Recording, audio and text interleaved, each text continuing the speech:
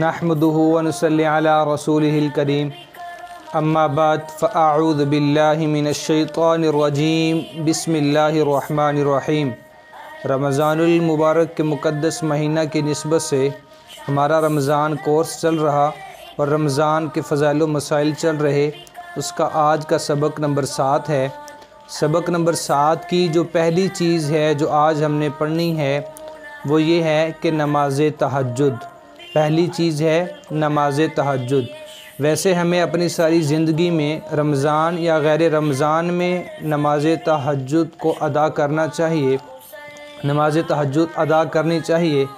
लेकिन अगर गैर रमज़ान में किसी भी वजह से आप नमाज़ तहज्जुद अदा नहीं कर पाए तो जब रमज़ान का महीना पालें तो बिलख़ुसूस रमज़ान में नमाज़ तहज्जुद का एहतमाम करना चाहिए। रमज़ानुल मुबारक के महीने में नमाज़ तहज्जुद का एहतमाम करना चाहिए। इसके बारे में हज़ूर नबी करीम सल्लल्लाहु अलैहि वसल्लम की एक हदीस मुबारका मैं आपके सामने अर्ज़ कर देता हूँ। अफ़ज़लुस सलाती बअदल फ़रीज़ति सलातुल लैल। हज़ूर नबी करीम सल्लल्लाहु अलैहि वसल्लम ने फ़रमाया कि फ़र्ज़ नमाज़ों के बाद सबसे अफजल नमाज तहज्जुद की नमाज है। और अब इससे अगला जो सवाल है वो ये है कि नमाज तहज्जुद किस वक़्त अदा करनी चाहिए, नमाज तहज्जुद को अदा करने का वक़्त सही कौन सा है। तो इसका जवाब ये है कि नमाज इशा के बाद आप किसी भी वक़्त तहज्जुद की नीयत करके नवाफिल को अदा कर सकते हैं। इशा की नमाज के बाद तहज्जुद की नीयत करके आप किसी भी वक़्त तहज्जुद के नवाफिल अदा करते हैं तो आपको अजर व सवाब मिल जाएगा।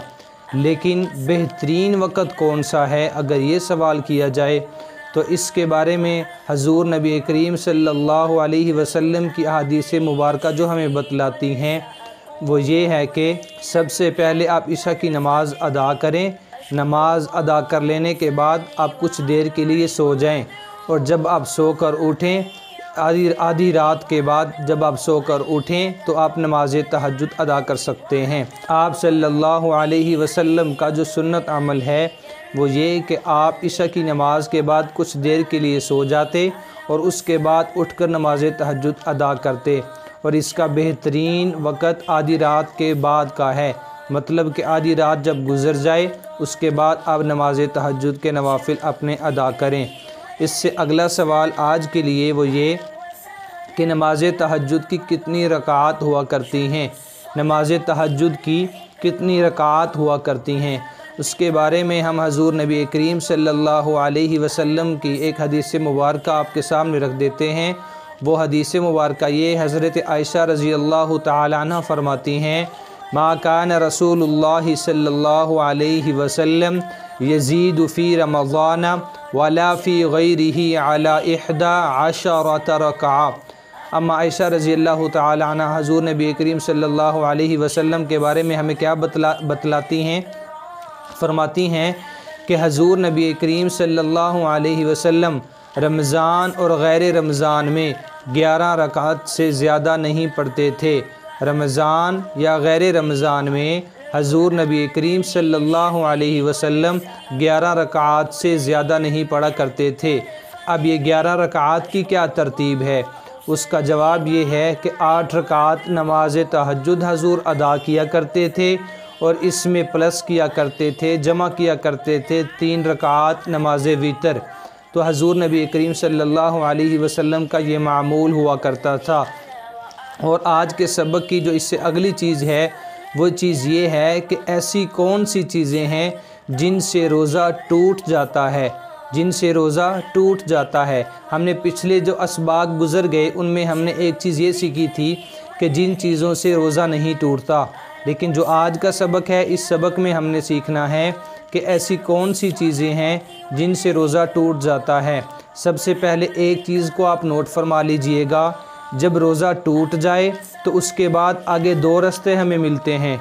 नंबर 1 कज़ा का, नंबर 2 कफ़ारे का। अगर रोज़ा टूट जाए, रोज़ा टूटने के बाद उसके बाद 2 रास्ते मिलते हैं, नंबर 1 कज़ा, नंबर 2 कफ़ारा। तो आज का जो हमने सबक पढ़ना है इसमें हमने ये चीज़ें सीखनी हैं कि ऐसी कौन सी चीज़ें हैं जिनसे रमज़ान का रोज़ा टूट जाता है। रोज़े के टूट जाने के बाद क़ज़ा लाजिम आती है, कफ़ारा ज़रूरी नहीं होता। ऐसी चीज़ें जिनसे रोज़ा टूट जाता है, टूटने के बाद क़ज़ा लाजिम आती है, लेकिन कफ़ारा ज़रूरी नहीं। जो फ़हरिस्त है उनमें जो सबसे पहली चीज़ है कि अगर किसी ने ज़बरदस्ती आपको कोई चीज़ खिला या पिला दी तो उससे रोज़ा टूट जाएगा। अगर किसी ने ज़बरदस्ती आपको कोई चीज़ खिला दी या पिला दी तो उससे आपका रोज़ा टूट जाएगा और इस पर क़ज़ा लाज़िम होगी, कफ़ारा लाज़िम ना होगा। और बिल्कुल इसी तरह जो इससे अगली चीज़ है आज के लिए वो ये कि एक रोज़ादार जिसने रोज़ा रखा हुआ था, वुज़ू करते हुए उसको याद भी था कि मेरा रोज़ा है, उसको याद था, वुज़ू करते हुए पानी हलक से नीचे उतर गया बग़ैर इरादे के, तो भी ये रोज़ा टूट जाएगा और इस पर क़ज़ा लाज़िम होगी, कफ़ारा लाज़िम ना होगा। बिल्कुल इसी तरह ख़ुद ब खुद कै आ गई, ख़ुद ब खुद कै आ गई, वो कै कम हो या ज़्यादा हो उससे रोज़ा नहीं टूटता, लेकिन अगर जानबूझकर कै कर दी गई तो फिर रोज़ा टूट जाएगा और रोज़ा टूटने पर क़ज़ा लाज़िम आएगी, कफ़ारा लाज़िम ना होगा। और बिल्कुल आज के इसी हवाले से जो इससे अगला सवाल है वो ये है कि अगर किसी को कै आ गई और उसने ये समझ लिया कि अब मेरा रोज़ा टूट गया है, अगर किसी को कै आ गई थोड़ी हो या ज़्यादा और उसने ये समझा कि मेरा रोज़ा टूट गया है, इसके बाद वो कोई चीज़ खा ले और पी ले, इससे उसका रोज़ा टूट जाएगा। इस रोज़े की क़ज़ा को लुटाना ज़रूरी होगा, कफ़ारा लाज़िम ना होगा। बिल्कुल इसी तरह कोई चीज़ जब आपने सहरी में खाई, सहरी का खाना खाया, दांतों में कोई चीज़ लगी हुई, वो चने की मिक़दार के बराबर या उससे ज़्यादा हो, आपने ज़ुबान से निकाल कर उसको निगल लिया, इससे आपका रोज़ा टूट जाएगा।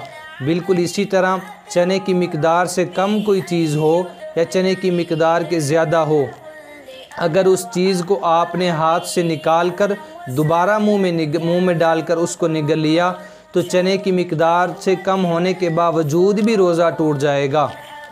बिल्कुल इसी तरह दांतों से निकला हुआ खून मुंह में मौजूद पानी की मिक़दार से ज़्यादा हो तो आपने अगर उसको निगल लिया, इससे भी रोज़ा टूट जाएगा। आप पर क़ज़ा लाज़िम होगी, कफ़ारा लाज़िम ना होगा। बिल्कुल इसी तरह अगर किसी इंसान ने भूल कर कोई चीज़ खा ली या पी ली, अगर किसी इंसान ने कोई चीज़ भूल कर खा ली या पी ली और फिर उसने ये समझा कि भूल कर खाने से रोज़ा टूट जाता है, उसके बाद उसने अपना रोज़ा ख़ुद ही तोड़ दिया, कोई चीज़ जानबूझकर खा ली, जानबूझकर कोई चीज़ पी ली, तो उसका भी रोज़ा टूट जाएगा। इस तरह टूटे हुए रोज़े पर क़ज़ा लाज़िम होगी, कफ़ारा लाज़िम ना होगा। बिल्कुल इसी तरह सुबह सहरी के वक़्त सहरी का खाना खाते हुए अज़ान का वक़्त हो गया, सहरी का वक़्त गुज़र गया और ये गलती से खाते रहे, बाद में पता चला कि अज़ान का वक़्त तो हो चुका है, सहरी का वक़्त तो ख़त्म हो चुका है, तो इस पर भी रोज़ा टूट जाएगा और क़ज़ा लाज़िम आएगी, इस पर भी कफ़ारा लाज़िम ना होगा। बिल्कुल इसी तरह रोज़ा इफ़्तार करते हुए अगर आपने देखा कि बादल बने हुए, मौसम साफ़ नहीं, आपने सिर्फ़ ये देख कर अंदाज़ा लगा कर या किसी ने आपको गलत बता दिया, गलत बताने की वजह से आपने रोज़े को वक़्त से पहले इफ़्तार कर लिया, इस पर भी क़ज़ा लाज़िम होगी, कफ़ारा लाज़िम ना होगा। रमज़ानुल मुबारक के महीने के अलावा जो भी आप रोज़े रखें उनको जानबूझकर तोड़ने से, गैर रमज़ान के रोज़े को जानबूझकर तोड़ने से आप पर क़ज़ा लाज़िम आती है, कफ़ारा लाज़िम नहीं होता। लेकिन रमज़ान के रोज़े को जानबूझकर तोड़ने से क़ज़ा भी लाज़िम आती है, कफ़ारा भी लाज़िम आता है। बिल्कुल इसी तरह रोज़े की हालत में टूथपेस्ट या कोई मंजन वग़ैरह से मुंह को साफ़ नहीं करना चाहिए।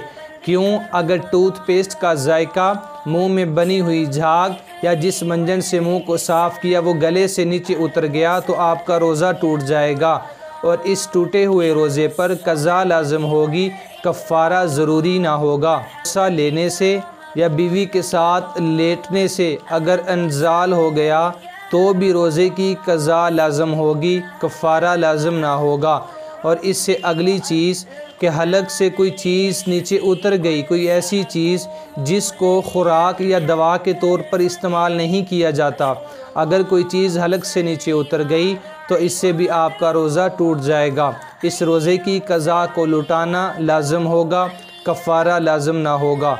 इससे अगली चीज़, कोई ऐसा रोज़ादार जिस इंसान ने रोज़ा रखा हुआ और उसकी जो बीमारी है उसने शिद्दत इख्तियार कर ली, मतलब ये कि वो इतना ज़्यादा बीमार हो गया कि उसको अपनी जान के जाने का ख़दशा हो, या बीमारी इस कदर बढ़ जाने का ख़दशा हो कि जो जल्दी से ठीक ना हो पाए, इन सूरतों में रोज़ादार अपने रोज़े को तोड़ सकता है।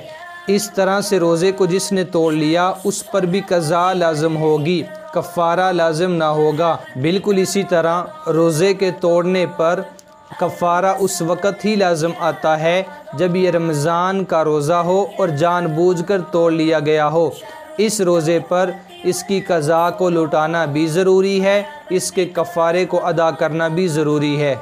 इसी तरह रोज़े की हालत में इन्हेलर को इस्तेमाल करना, इससे भी रोज़ा टूट जाता है और आप पर इसकी क़ज़ा लुटाना लाज़म आ जाती है। ये था हमारा आज का सबक नंबर 7, रमज़ान कोर्स, रमज़ान के फ़ज़ाइल व मसाइल का सबक नंबर 7 था जो ख़त्म हुआ।